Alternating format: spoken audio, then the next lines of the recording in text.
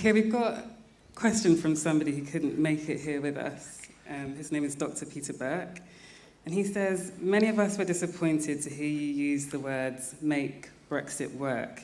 He says, this is the time when Labour needs to capitalise on the failure of Brexit.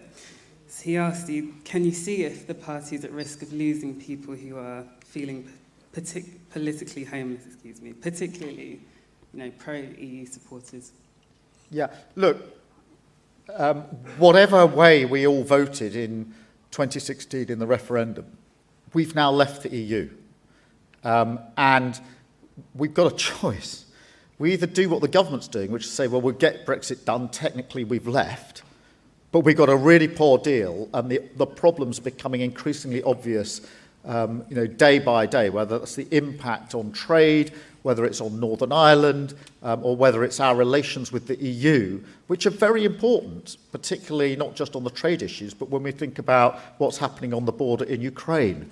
Our relations with our partners in Europe matter when we have global threats that we all face. So we either take that approach, which is the Johnson approach, which is get Brexit done, doesn't much matter what the deal is, even if it has an impact on our economy, our security. And then, as he always does, lie and pretend it isn't what it is. I mean, the protocol in Northern Ireland, he negotiated it. Now he's scratching his head saying, how on earth did anyone agree to this?